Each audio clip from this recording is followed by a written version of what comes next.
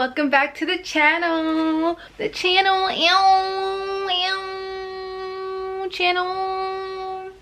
I'm doing this highly requested video. Everyone wants to know how to move out. I have to follow my way, but I mean, I did it. It worked for me.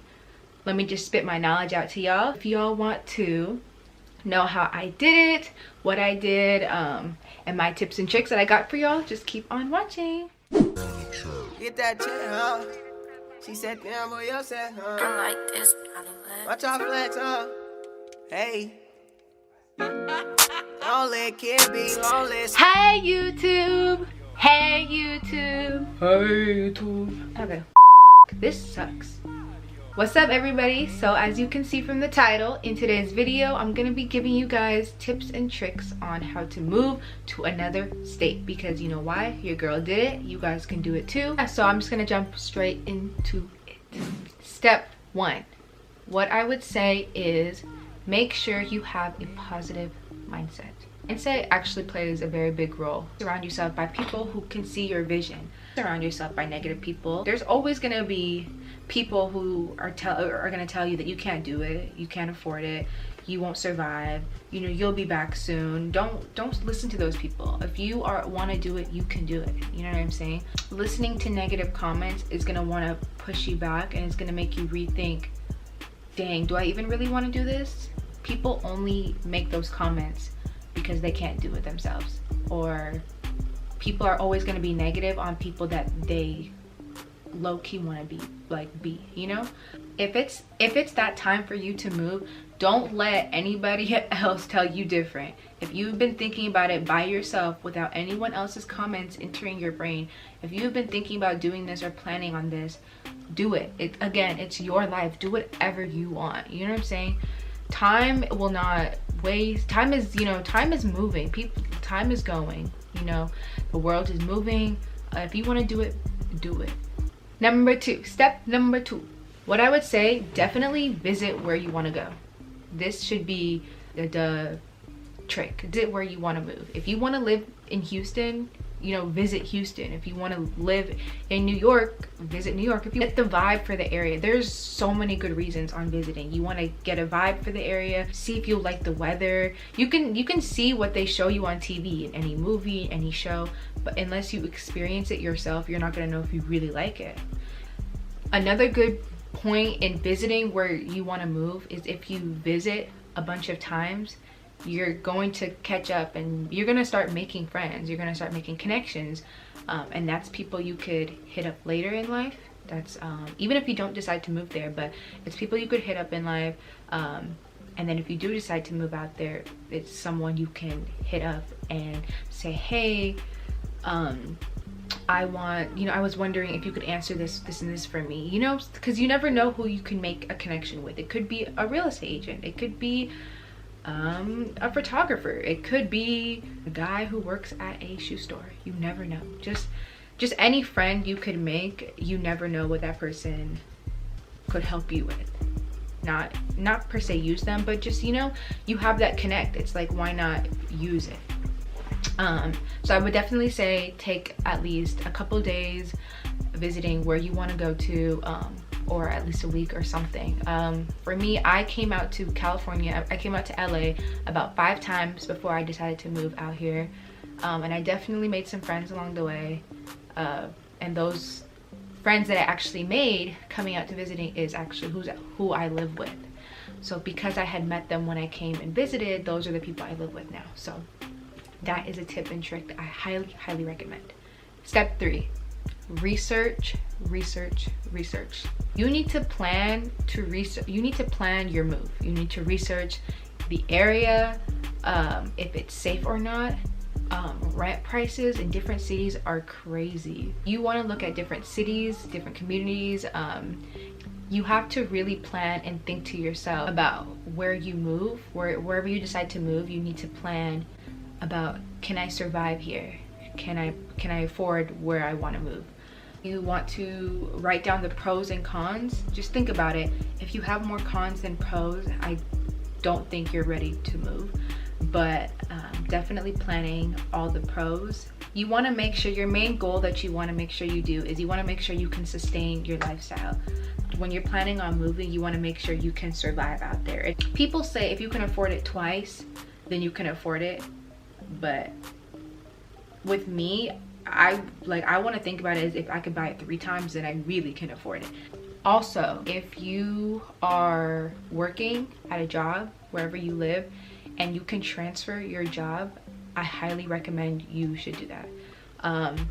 Unless you just hate your job and you can survive, you have enough money to survive, then go for it, do it. But if you don't have that much money saved up and you're just ready to move, and your job can transfer you, if you ask your company and your job can transfer you, I would just do it. Get your feet on the ground already this minute you get to the your new place.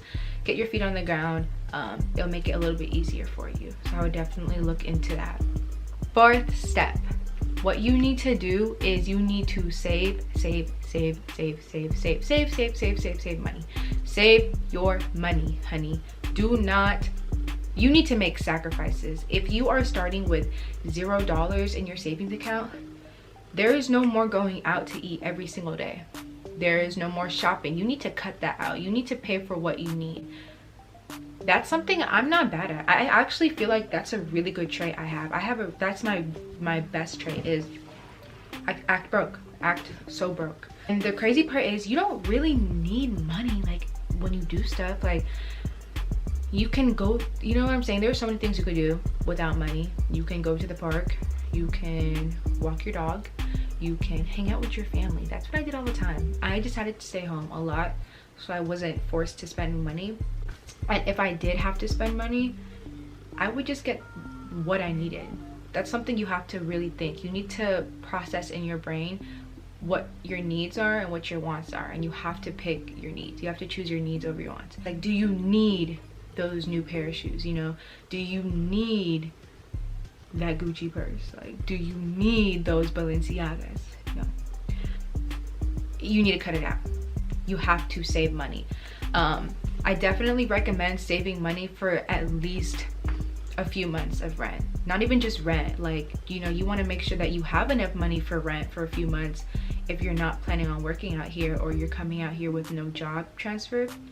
But not only just rent, but utilities, food. Say you're moving to a place that's unfurnished, you need to buy a bed, clothes. Say you don't have your car, you're not coming out with a car, Ubers or Lyfts or taxis or whatever. You want to make sure you can be comfortable. You want to make sure you have enough money to do the things that that need to be done. You're gonna have to make sacrifices, especially if you are starting out with a low savings account, like how I did. You're gonna have to save. Like, you have to make sacrifices for the life that you want. Next step you definitely need to do is make sure you have your living situation already down before you move. So now that you're already saving, now that you decided on where you want to live, you looked at locations and everything, and you know exactly where you want to go, make sure you start looking for that spot. Whether it's an apartment that you can afford by yourself, whether it's looking for roommates, you want to make sure you have a spot to go before you get there. And a lot of people were telling me that they were going to stay with a friend. If you can stay with a friend for a little bit before you find a spot, you can do it. You should do it. But I would only do it if you talk to that person constantly. If you don't really know that person and you met them a couple times, or they're not a family or anything, you could get scammed, or they could just not be reliable. If you do trust that person, then definitely go for it. But it is on somebody else's time and someone else's house, someone else's rules. So if you can get on your own, I highly recommend it. I would suggest doing that. There are also a bunch of good sites, to look at for housing. So what I had done actually is I know I couldn't have afforded my own spot in LA just because rent is crazy expensive out here.